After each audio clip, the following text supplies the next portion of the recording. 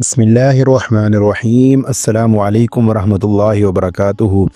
میں ہوں قاری ولید اور اپنے چینل دی لیجنڈ آف اسلام میں ایک بار پھر آپ سب کو خوش آمدید کہتا ہوں۔ آج جس صحابی رسول کے بارے میں ہم پڑھیں گے ان کا نام ہے حضرت عمیر بن وہب۔ حضرت عمیر بن وہب خود تو میدان بدر سے جان بچا کر واپس لوٹ آئے، لیکن ان کے بیٹے کو مسلمانوں نے گرفتار کر لیا۔ حضرت عمیر رضی اللہ تعالیٰ عنہ کو اس بات کا اندیشہ تھا کہ مسلمان ان کے جوان بیٹے کو باپ کے جرم کی پادش میں سخت ترین سزا دیں گے، کیونکہ اس کا باپ رسول اللہ صلی اللہ علیہ وآلہ وسلم اور آپ کے صحابہ کو دردناک تکالیف پہنچاتا رہا ہے۔ مزید ڈسکشن سے پہلے میرے چینل کو سبسکرائب کر لیں۔ ایک دن صبح کے وقت حضرت عمیر رضی اللہ تعالیٰ عنہ مسجد حرام میں طواف کعبہ اور بتان حرم سے برکت حاصل کرنے کے لیے آئے۔ وہاں کیا دیکھتے ہیں کہ صفوان بن امیہ حتیم کی ایک جانب بیٹھا ہوا ہے۔ اس کے پاس آ کر کہنے لگے، آقائے قریش صبح بخیر۔ صفوان نے بھی جواباً کہا، ابو وہب صبح بخیر، آئیں بیٹھ کر کچھ باتیں کریں، آپس میں باتیں کرنے سے وقت خوب گزرے گا۔ حضرت عمیر صفوان بن امیہ کے سامنے بیٹھ گئے۔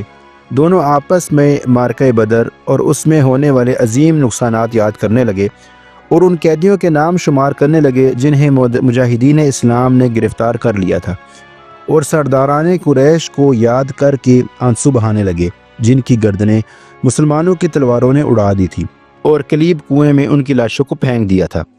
صفوان بن امیہ نے ایک لمبی سانس لی اور کہا، باخدا اب ان کے بعد زندہ رہنے میں کوئی مزہ نہیں ہے۔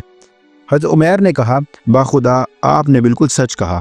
پھر تھوڑی دیر خاموش رہا، پھر کہا، کعبے کے رب کی قسم، اگر میں مکروس اور عیالدار نہ ہوتا تو محمد صلی اللہ علیہ وآلہ وسلم کو ابھی جا کر قتل کر دیتا۔ پھر آہستہ سے کہنے لگا، میرا بیٹا کیونکہ ان کے قبضے میں ہے اس لیے میرا وہاں جانا چندہ شبہ پیدا نہیں کرے گا، کیونکہ قیدیوں کے ورثاء کی مدینہ منورہ میں آمد و رفت کا سلسلہ جاری ہے۔ صفوان بن امیہ نے عمیر بن وہب رضی اللہ تعالیٰ عنہ کی بات کو غنیمت جانا اور سوچا کہ یہ موقع ہاتھ سے نہ جانے دیا جائے۔ ان کی طرف ہمتاً متوجہ ہو کر کہنے لگا، عمیر آپ اس بات کی پرواہ نہ کریں، تیرا جتنا قرض ہے میں خود ادا کروں گا۔ میں تیرے اہل و عیال کی ذمہ داری کو بھی قبول کرتا ہوں۔ میرے پاس اتنا وافر مال ہے جس سے ان کی زندگی خوشگوار گزرے گی۔ یہ پیشکش سن کر عمیر بولے، اس بات کو صیغہ راز میں رکھیں اور کسی کو بھی نہ بتائیں۔ صفوان نے کہا، تم بھی یہ بات کسی کو نہ بتلانا۔ حضرت عمیر بن وہب رضی اللہ تعالیٰ عنہ جب مسجد حرام سے اٹھے تو اس وقت محمد صلی اللہ علیہ وآلہ وسلم کے خلاف غیظ و غضب کی آگ ان کے سینوں میں جل رہی تھی۔ اپنے اس ارادے کی تکمیل کے لیے اس نے تیاری شروع کر دی۔ اس سفر میں انہیں قطعاً اس بات کا اندیشہ نہ تھا کہ کوئی ان پر شک و شبہ کرے گا، کیونکہ اسیران قریش کی ورثاء فدیہ دینے کی غرض سے مدینہ منورہ جا رہے تھے۔ حضرت عمیر بن وہب نے گھر آ کر اپنی بیوی کو حکم دیا کہ میری تلوار کو تیز کرو اور اسے زہر کی پان دو۔ پھر اپنی سواری طلب کی تو اسے بھی تیار کر کے ان کے سامنے لایا گیا۔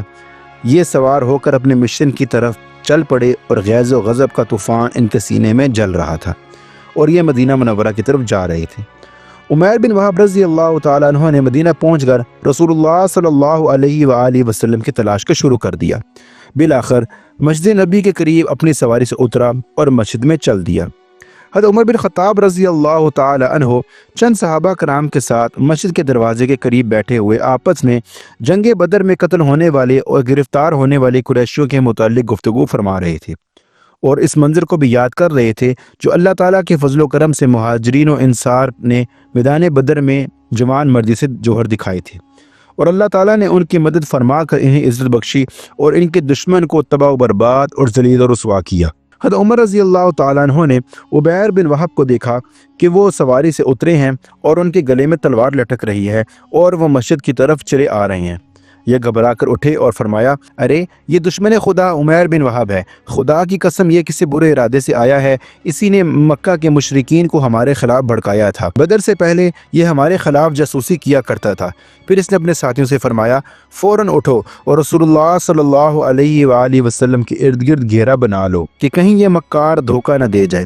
یہ کہہ کر حضرت عمر رضی اللہ تعالیٰ عنہ فوراً نبی کریم صلی اللہ علیہ وآلہ وسلم کے پاس پہنچے اور عرض کی کہ یا رسول اللہ صلی اللہ علیہ وآلہ وسلم، یہ دشمنان خدا عمیر بن وہب گلے میں تلوار لٹکائے آپ کی طرف آ رہا ہے۔ میرے خیال میں اس کا ارادہ اچھا نہیں ہے، یہ کسی شرارت کی غرض سے آیا ہے۔ نبی کریم صلی اللہ علیہ وآلہ وسلم نے فرمایا اسے میرے پاس لے آؤ۔ فاروق اعظم نے بڑی چابک دستی سے تلوار کا پٹا اس کی گردن میں ڈال کر فوراً اسے قابو کر لیا اور رسول اللہ صلی اللہ علیہ وآلہ وسلم کی خدمت میں پیش کر دیا۔ نبی کریم صلی اللہ علیہ وآلہ وسلم نے جب اسے اس حالت میں دیکھا تو عمر سے فرمایا کہ اسے چھوڑ دو۔ انہوں نے اس کو چھوڑ دیا۔ پھر آپ نے فرمایا عمر ذرا پیچھے ہٹ جاؤ، تو وہ ذرا پیچھے ہٹ گئے۔ پھر عمیر بن وہب کی طرف متوجہ ہو کر فرمایا عمیر قریب آ جاؤ، اور وہ قریب آ گیا اور عرض کی صبح بخیر۔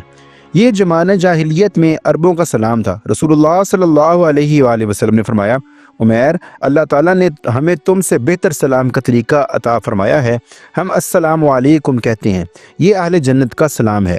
عمیر نے کہا آپ کا سلام ہمارے سلام سے کوئی زیادہ مختلف تو ہے نہیں، لیکن آپ اپنے مشن میں نئے ہیں۔ رسول اللہ صلی اللہ علیہ وآلہ وسلم نے ارشاد فرمایا عمیر کیسے آئے ہو؟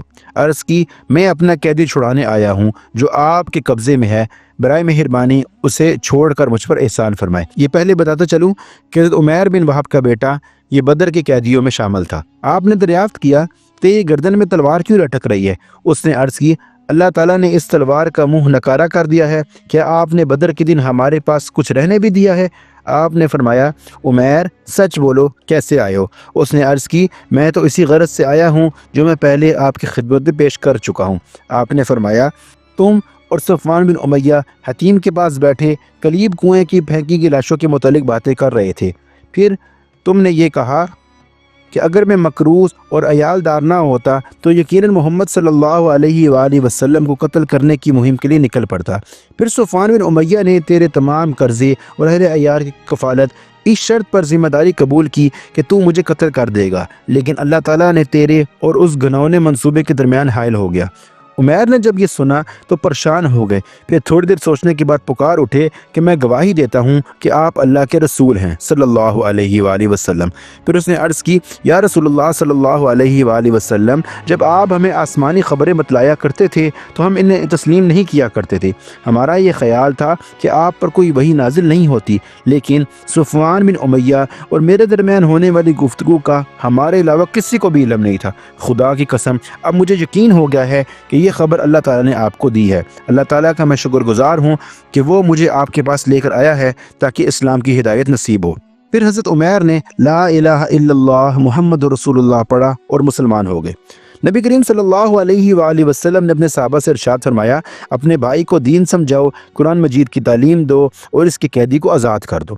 تمام صحابہ کرام رضی اللہ تعالیٰ عنہم حضرت عمیر بن وہب رضی اللہ تعالیٰ عنہ کے اسلام قبول سے بہت خوش ہوئے، یہاں تک کہ حضرت عمر بن خطاب رضی اللہ تعالیٰ عنہ فرمانے لگے کہ جب رسول اللہ صلی اللہ علیہ وآلہ وسلم پر حملہ کی نیت سے آ رہا تھا تو یہ مجھے بہت برا دکھائی دیتا تھا، لیکن آج اسلام قبول کرنے کے بعد یہ مجھے اپنے بیٹوں سے بھی زیادہ پیارا لگتا ہے۔ حضرت عمیر بن وہب رضی اللہ تعالیٰ عنہ تو اسلامی تعلیمات سے مستفید ہو رہے تھے، لیکن اپنے دل کو نور ایمانی سے منور کر رہے تھے اور اپنی زندگی کے ان خوشگوار ایام میں مکہ اور اہلیان مکہ کو بھول چکے تھے۔